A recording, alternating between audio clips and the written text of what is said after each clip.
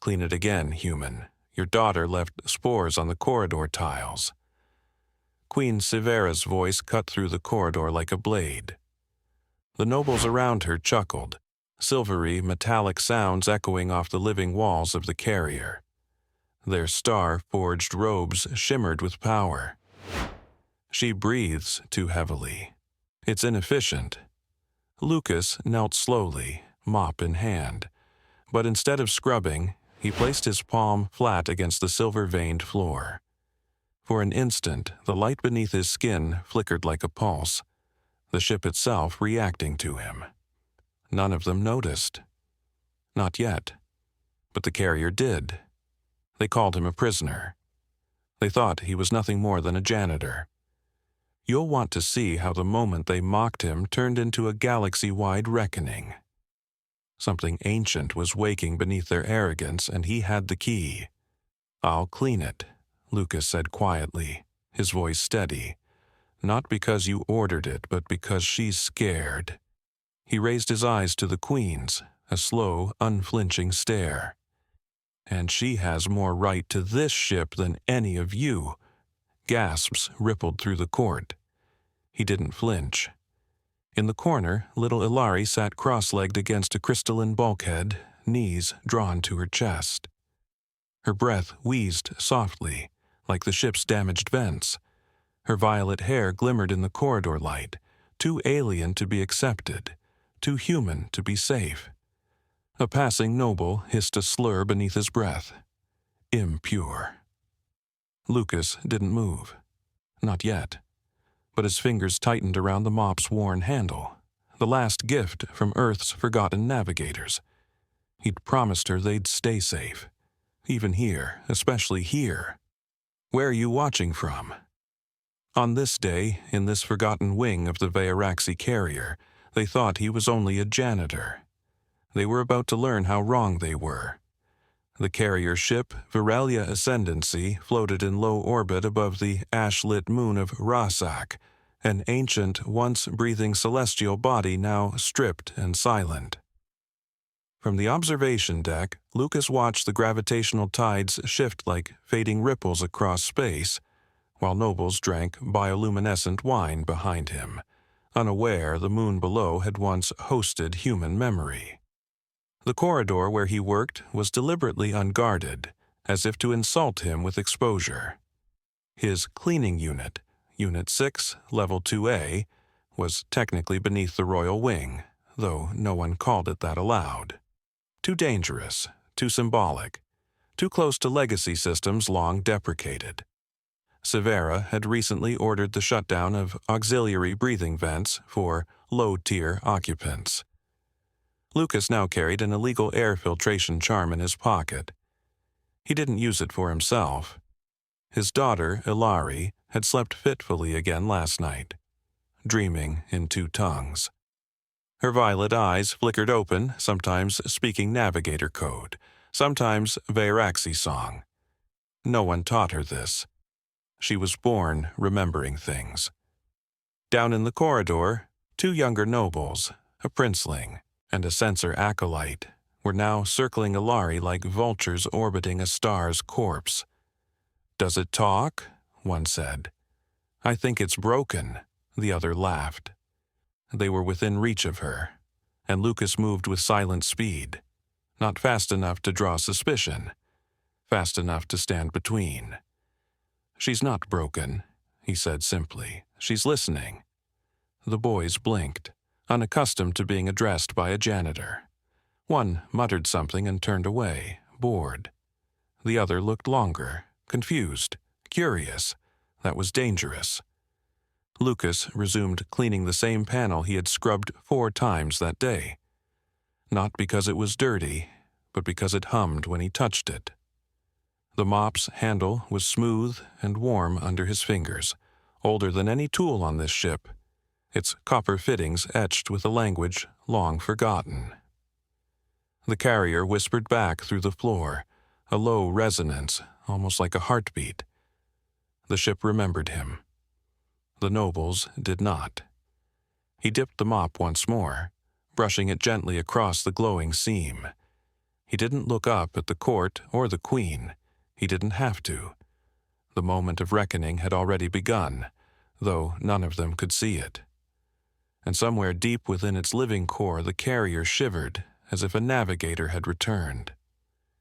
The carrier's floor beneath Lucas's feet pulsed again, gentle, barely noticeable unless you were touching it. He was. His hand gripped the mop's shaft, not for balance, but communion. That subtle thrum, that flicker of light. It wasn't random, it was recognition. Hilari had fallen asleep sitting up, her breath still shallow, arms wrapped tight around her knees. Lucas shifted to place himself more squarely between her and the passing nobles. They wouldn't dare strike her openly, but the court was skilled at quiet cruelty. Looks like scalpels, words that stayed under the skin. Severa was still watching. She hadn't moved since his defiance. Her golden robes floated 1/2 meter from the floor, suspended by magnetic stream threads, and her face remained an unreadable mask. But something in her posture had shifted, just barely. She shouldn't be on this level, the Queen finally said, voice chilled and even. The hybrid was given clearance for level 9 waist rotation, not Royal Hall proximity. She was summoned with me, Lucas replied. A murmur rippled through the nobles. I summoned you, Severa said. Not her. Lucas stood. We don't separate. A low scoff came from behind her, a noble of House Vethra, broad-shouldered and always eager to provoke. Still pretending it's your daughter? She's half noise. You can't raise something that speaks in echoes. Hilari stirred, eyes still closed, but the moment registered in her small shoulders. Lucas didn't turn to the voice. He only whispered without looking away from Severa. Say that near her again, and I'll show you what kind of noise I still remember. That did it. Vethra stepped forward, but Severa raised a single, imperious hand. He stopped mid-stride, face taut with restrained offense. Lucas exhaled slowly. He hadn't meant to go that far, not here, not yet, but they were pressing on Hilari's existence like it was a cracked window they wanted to shatter. I'll return to cleaning, Lucas offered, not submissively, but as a reset. Unless the spores require a full corridor stripped down. Severa studied him in silence, gaze flicking once toward the child. No, she said, leave it. He turned to go. That, more than any rebuttal, seemed to provoke them. The court began to whisper. Lucas knelt again, not because she told him to, but because he needed to feel the carrier beneath his skin. He let his palm rest against the polished crystal floor for a beat longer than necessary. The pulse came stronger this time. A pattern. 2 short bursts, 1 long, repeating. It had been 20 years since he last felt the rhythm of a living starship responding to him. The old navigators, his people, had bonded to vessels not by tech, but by attunement, mind and metal in resonance. It was why the navigator caste had been hunted, erased. Too much control, too much trust placed in a species that could become the ship. He wiped the panel slowly, letting his left hand trail off the floor and slide over Hilari's back. She didn't stir, but her fingers gripped his wrist lightly in return. He smiled faintly. Somewhere deep within the carrier's neural lattice, old protocols were stirring. Not enough to trigger alarms, but enough to notice. And someone else had noticed too. Lucas heard the footsteps before he saw him, slow, deliberate, unadorned. Magister Vol. The carrier's royal engineer stepped through the crowd like he didn't see them, his robes stiff with data-stitch embroidery, eyes gray and cold.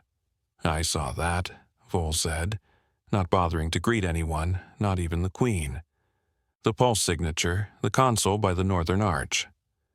Lucas didn't stand. You touched the control strip with an ungloved hand, Vol continued. It reacted. I cleaned it. You activated it. I clean a lot of things. Vol turned toward Severa. Majesty, if I may, I recommend detaining him for interface scans. That sequence hasn't appeared in over a decade. It predates your reign. Severa's gaze slid from Vol to Lucas, measuring something behind the man's silence. What are you hiding, Janitor? Lucas didn't answer. He only adjusted the mop slightly and stood fully, putting a lari behind his leg. The child peeked around his knee, wide-eyed and curious. If I'm detained, Lucas said, she comes with me. No, Severa snapped. She is a data hazard. You are a tool. Tools don't make demands. Something sharp passed through Lucas's expression, but it was gone in an instant. You mistake maintenance, he said quietly, for obedience. The carrier pulsed. Again, this time with witnesses. A glow ran beneath the floor like a slow heartbeat, just enough to ripple under the boots of the nobles. Now they felt it. Now they stared. Lucas didn't move, didn't smile, didn't need to. The ship had spoken first. The glow faded as quickly as it had come, retreating into the seams of the floor as if unsure whether it had revealed too much. The nobles whispered again, no longer in amusement but in unease. Even the carrier's ambient hum had changed frequency, shifting from a neutral drone to a deeper, slower tone.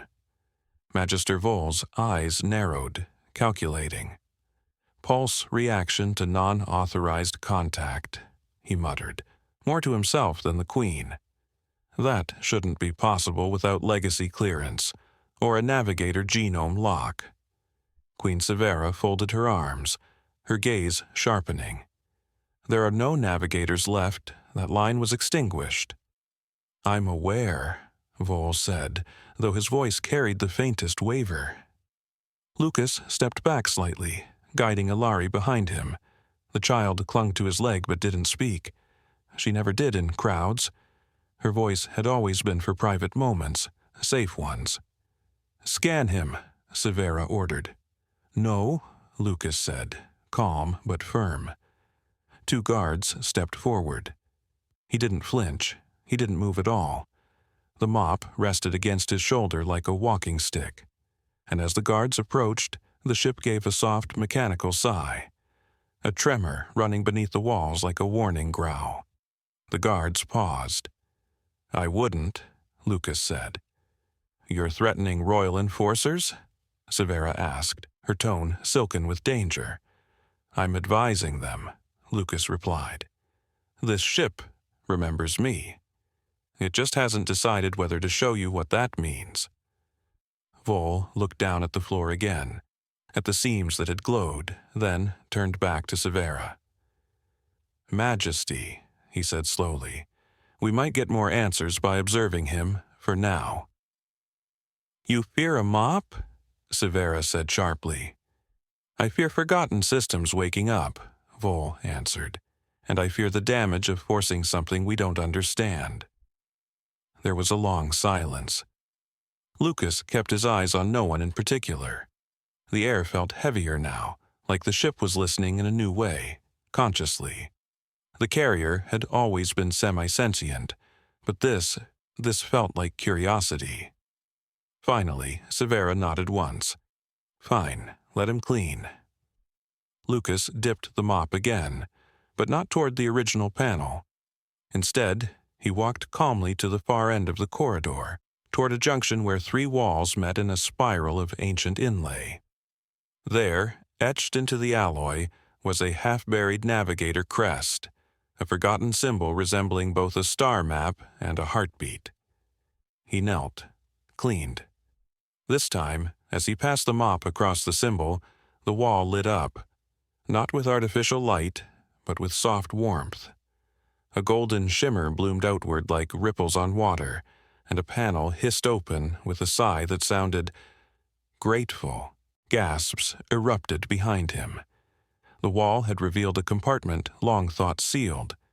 A navigation console, analog and tactile, wrapped in worn copper and hand-laced wiring. Not the sleek, thought-responsive tech the Veyaraxi preferred. This was older. This was human. "What is that?" Vol breathed. "Manual helm," Lucas replied, standing slowly. "Emergency interface. Obsolete by your standards, but not by the ship's." Hilari peeked around her father's leg again, her eyes wide with wonder. "It's pretty," she whispered, the first words she'd spoken all day. Lucas nodded once. "It is." "You'll explain this," Severa demanded, stepping forward now. Her usual poise cracked slightly at the edges. "How did you activate a legacy helm? That level of clearance is coded into birthright." "I was born with it," Lucas said simply. "On Earth, before your empire reached us, before the navigators were erased." The silence was a vacuum. "No," Vol muttered. "That's impossible. The navigator caste was severed." "You're right," Lucas said. "They were. And I was the one shipmates shoved into an escape pod when your fleets burned our last vessel down." Hilari turned her head toward him slowly, processing the words for the first time. "You're lying," Severa said, but the venom in her voice now sounded thin. Lucas looked at her, then stepped forward, and with his bare hand he placed his fingers on the open manual helm. It responded instantly. The lights overhead shifted color, the temperature in the corridor dropped 3 degrees, and the ship let out a low, resonant note, like the first exhale of a sleeping titan stirred from a deep dream. All around him, the walls shimmered. Recognition. The carrier knew him. The Queen took a half-step back. Vol didn't move at all. His mouth opened slightly, and in his eyes flickered the realization. This janitor wasn't touching forbidden tech. He was communing with it. Hilari stepped forward too, her hand finding the edge of the panel. As her tiny fingers touched the helm, a second glow flickered, smaller, gentler, but there. Legacy confirmed. Father and daughter recognized together. The carrier shifted its ambient lighting again. It was no longer illuminating the Queen's court, it was illuminating them. From the shadows, a dozen silent nobles watched. The ship had made its choice, and it hadn't chosen the throne. No one spoke, not the nobles, not Vol, not even Queen Severa. The air inside the corridor had changed, subtle but undeniable.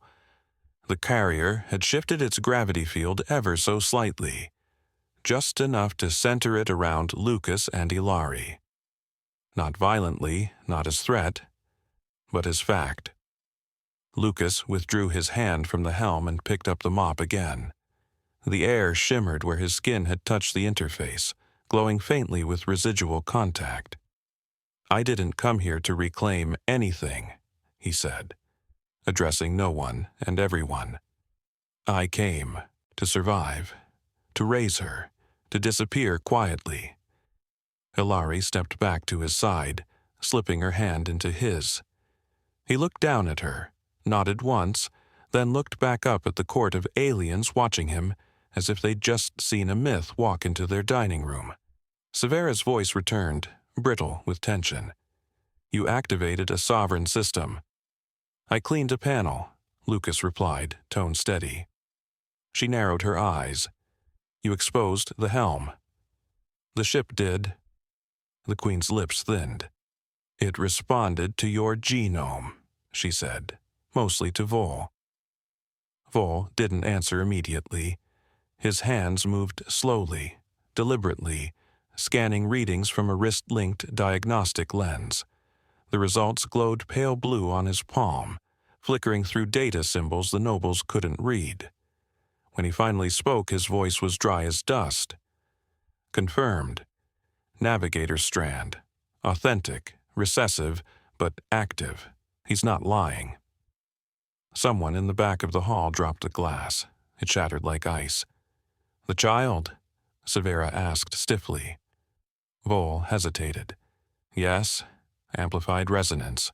Biogenetic memory traces. She has fragments. Severa's jaw clenched. Her gaze flicked to Ilari, and for a moment, just a moment, there was something in her eyes Lucas hadn't seen before. Fear. Then we're holding a Class 0 anomaly, she said. She's not a weapon, Lucas snapped, the first sharp edge in his voice. She's a child. My child.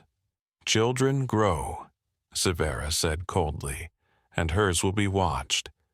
You can watch all you want, he said. You'll see the same thing I do. She's not dangerous. She's rare. And this ship doesn't fear her. It sings to her. The carrier hummed again. This time higher, not loud, but present, listening. That made the court lean back ever so slightly.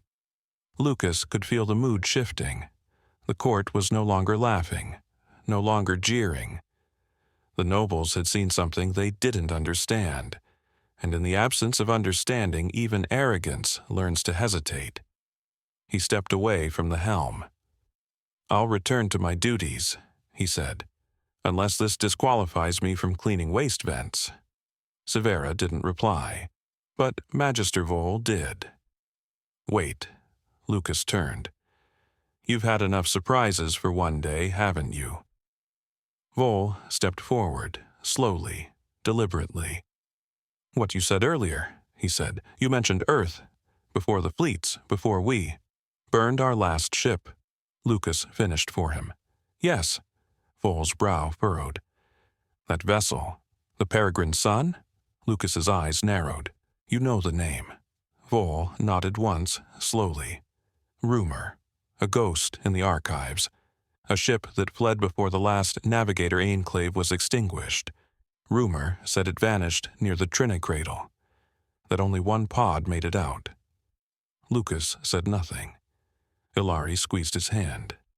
Severa turned her back, walking slowly toward the crystal arch that led back to the throne chamber. A shipwreck survivor doesn't hold authority here, she said, bloodline or not. I'm not asking for authority, Lucas replied. I just want to be left in peace. You can't disappear now, she said, glancing over her shoulder. Not after this. The ship disagrees, Lucas said, gesturing to the glowing helm. And if you keep pushing, it may decide to side with peace over protocol. She faced him fully again. Are you threatening the carrier? No, Lucas said. I'm warning you that it's no longer yours alone. A pulse ran through the ship again, more subtle this time. Like agreement. Severa's expression froze. From the side wall, a new figure emerged, a minor noble from House Tyron, face pale, fingers fidgeting. Majesty, he said nervously, perhaps we delay judgment, observe the resonance patterns, see where it leads before making declarations of treason. The word hung in the air like a shard of broken glass. Treason. Lucas lowered his mop to the ground slowly, carefully, and looked across the nobles gathered. I didn't ask for this, he said. But if treason means protecting her from the same kind of justice that burned my people, then fine. Call it what you want. The floor beneath his feet pulsed again, quicker, brighter, as if the carrier was listening, choosing, and across the walls, faint and flickering, symbols that hadn't glowed in generations shimmered to life. Ancient navigator markings, half erased by time and politics. The ship was remembering. The janitor didn't just belong here. He preceded them. The ancient symbols pulsed like embers caught in breath, glowing faintly across the corridor walls. Some nobles stepped back, as if proximity alone might rewrite their bloodlines. Others stared, frozen, their opal skin pale under the light of navigator script. Severa said nothing. Her stillness now felt less like poise, more like calculation. Ilari tilted her head at the markings. They look like songs. Lucas nodded. They are, old ones. Pilots used to sing them before connecting to the helm. Vol moved slowly around the outer edge of the room, tracing the glow with his diagnostics. Impossible. These markings shouldn't still exist. The last time they activated was during the Rift Wars. Every ship was purged. They purged what they understood, Lucas said, but not everything was obedient enough to die. The carrier gave a low hum beneath their feet. Not ominous, something closer to satisfaction. Lucas recognized the tone. Alignment achieved. The ship was preparing. He stepped forward and placed his palm once again on the manual helm. The copper filaments warmed under his touch, aligning around his skin like old friends returning from exile. "What are you doing?" Severa asked sharply. "I'm sinking, slowly, controlled interface." "To what end?" "To ask the carrier a question," Lucas said. "One it hasn't been asked in decades." The helm responded with a harmonic tremor. Ilari stepped closer, watching the lights weave in a spiral. Vol's lens lit up. "Majesty, he's not overriding anything. The ship is granting clearance based on archaic trust protocols." "Legacy handshake. Shut it down," Severa snapped, "before it spreads beyond this corridor." "You can't shut down a navigator link," Vol muttered, "not without purging the entire neural spine." "Then purge it." "No." Severa turned. "No?" Vol looked up from his diagnostics, truly pale now. "The ship has reclassified him. He's not an intruder anymore. He's recognized crew, under the old charter." Lucas exhaled. "I never wanted command. I still don't." "Then stop this," Severa said. "You're disrupting my ship." "It's not your ship," Lucas replied. "It was never anyone's. The carriers were living archives. They chose their navigators, not the other way around." The lights along the wall shifted again, faster, brighter. Lucas could feel the carrier sinking deeper now, opening old pathways once sealed by command override. Somewhere in the hull, deep in the power spine, the emergency drive was warming. It wasn't random, it was listening. "Dad," Ilari whispered, tugging at his sleeve, "the helm's singing." He nodded. "It remembers your voice." Vol moved beside Lucas now, not as an adversary but as a scientist overwhelmed by truth. "There's a core alignment forming between the helm and the child. I think her presence is stabilizing the link." "She's part of me," Lucas said. "That's all the ship needs to know." Severa took a step forward. "If you interface too deeply, it may lock your genome into control. That's treason." "Treason," Lucas repeated. "Seems to mean survival these days." He touched the core access beside the helm. A crystal node unfolded, offering a glowing orb of soft white light. Navigator command token. Gasps filled the air.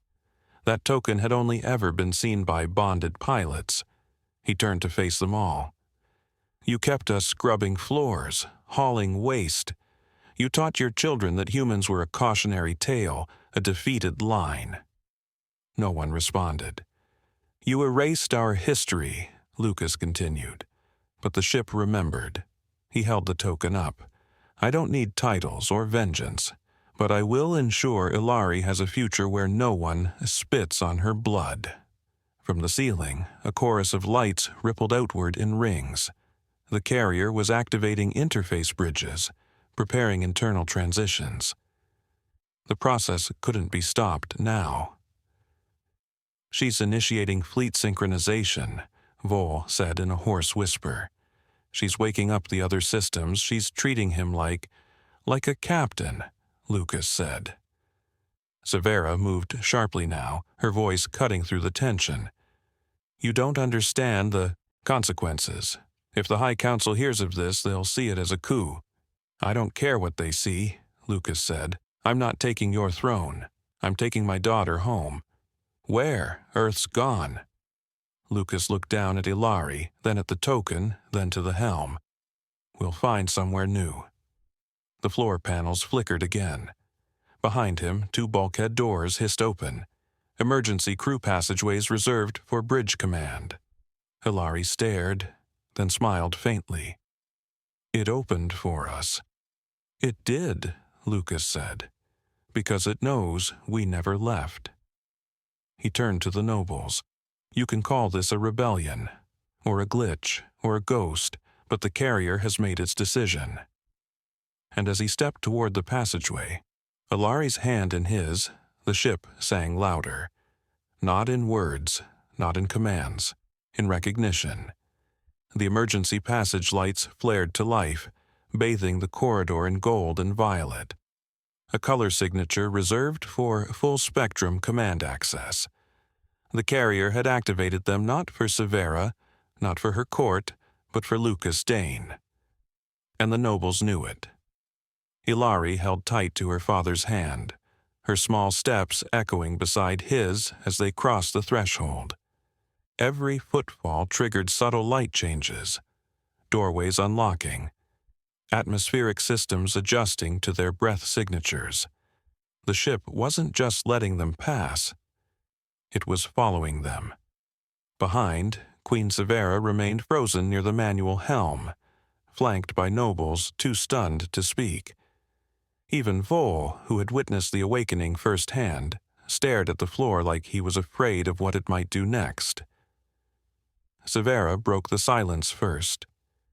You have no mandate, no authorization. That ship chose, Lucas said, not looking back.